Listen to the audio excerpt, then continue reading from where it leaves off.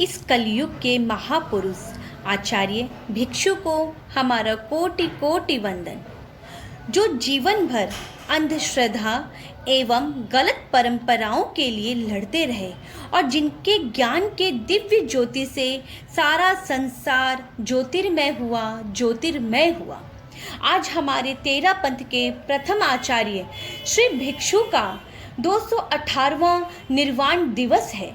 आचार्य भिक्षु के जीवन पर हम अगर ध्यान दें तो उनके जीवन में श्रद्धा का भाव और सरलता का भाव दिखाई देता है। वे बुद्धिमान व्यक्ति थे। बुद्धिमान व्यक्ति में तार्किकता भी होती है, पर तार्किकता के साथ कोई श्रद्धा का विरोध नहीं है। एक गाय है जो खूंटे से बंधी रहती है तो वो एक थोड़ी सी सीमा में ही रहेगी, परंतु जब वो गाय खूंटे से अबाध्य नहीं है तो वो सभी जगह स्वतंत्र होकर विचरण करेगी। आदमी की श्रद्धा तार्किकता के खूंटे से बंधे रहे तो वो श्रद्धा भी एक जगह केंद्रित रहती है। आचार्य भिक्षु भी में श्रद्धा की पृष्ठभूमि में ज्ञान था, ऐसा प्रतीत होता है। भगवान महावीर के प्रति उनकी श्रद्धा थी, परंतु उनका ज्ञान भी साथ था, क्योंकि श्रद्धा निराधार नहीं तो उन्होंने भगवान महावीर की भी समीक्षा कर दी। सिद्धांत के लिए भगवान महावीर को भी नहीं चूका तो वो उन्हें चूकने से नहीं रह पाए। अर्थात उन्होंने अपने में सिर्फ गुरु को का ही मोह नहीं छोड़ा, उन्होंने तो भगवान का भी मोह छोड़ दिया।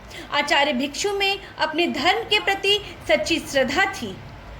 आगम उनके लिए आधार था और संप्रदाय से भी मोह छोड़ दिया। आचार्य भिक्षु के ज्ञान का निर्मल्य इतना था और ज्ञान के निर्मल्य के साथ उनका शुद्ध ज्ञान इतना विस्तृत था। वे अपनी बात को बड़ी सरलता से समझाने का प्रयास करते थे।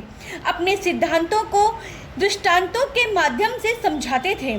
धर्म की विवेचना, अनुकंपा की विवेचना उनके साहित्य में दृष्टिगोचर थी। उनके 3 दृष्टांत हमारे लिए प्रसिद्ध हैं। हम सब 13 पंथियों को ये जानना चाहिए कि भिक्षु स्वामी का सिद्धांत क्या है। स्वामी जी को जानने के लिए, उनको समझने के लिए उनके दर्शन को समझना अपेक्षित होता है।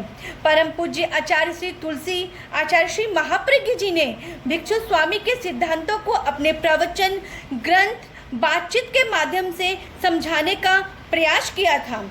हम सबको स्वामी जी के दर्शन, उनकी मान्यता, उनके सिद्धांतों को जानने के लिए स्वाध्याय, आगमों की जानकारी होनी चाहिए। स्वामी जी के मान्यताओं को हम दूसरों को समझा सकें, ऐसा ज्ञान हम सब में होना चाहिए। हम सबको स्वामी जी के ग्रंथों के निरंतर अध्ययन करना चाहिए। आज हम सब स्वामी जी के दिवस को मना रहे हैं, यह हम सब के लिए बहुत अच्छी बात है। आज हम सब तेरा पंथ के प्रथम प्रवर्तक आचार्य श्री का स्मरण कर रहे हैं और ये स्मरण करना भी उनको समझने का एक निमित्त बन सकता है।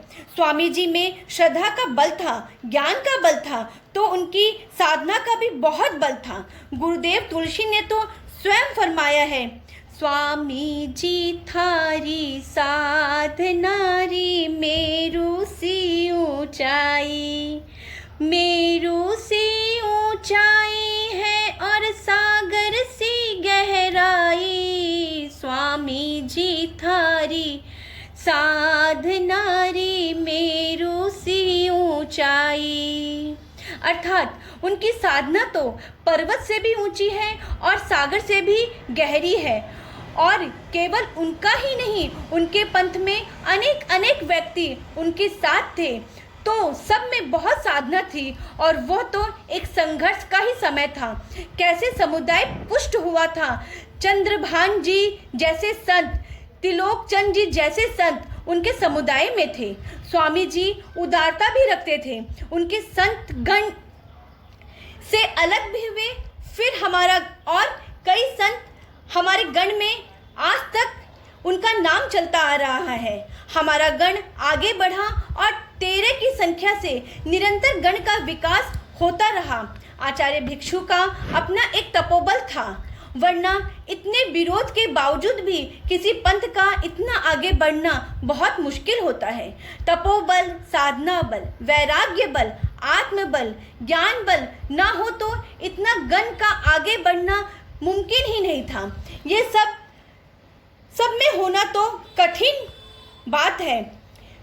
भिक्षु स्वामी ने तो अपनी बातों को कितने कितने ग्रंथों में, पदों में कहा है, कितने गीत उनके द्वारा रचे गए हैं। आचार्य भिक्षु को समझने के लिए उनके दर्शन को समझना आवश्यक है। तेरा पंथ की मर्यादा व्यवस्था को भी समझना आवश्यक है। दर्शन का ज्ञान, इतिहास का ज्ञान और मर्यादा व्यवस्था का ज्ञान, इन तीनों को ज्ञान हो जाए तो तेरा पंथ को समझा जा सकता है, आचार्य भिक्षु को भी समझा जा सकता है। आचार्य भिक्षु के सिद्धांतों के अनुसार सभी जीव जन्म मरण की परंपरा से मुक्त होकर मोक्ष को प्राप्त हो जाओ, ये धर्म है। तो आज हम अपने प्रथम आचार्य भिक्षु के प्रति श्रद्धा अर्पित करते हैं। आज हम सबको 218वां महाप्रयाण दिवस मनाने का अवसर प्राप्त हुआ है। हम सब आध्यात्म की दिशा में आगे बढ़ें, यही उनके लिए सच्ची भावभीनी श्रद्धांजलि होगी, यही उनके लिए सच्ची भावभीनी श्रद्धांजलि होगी। ओम अरहम।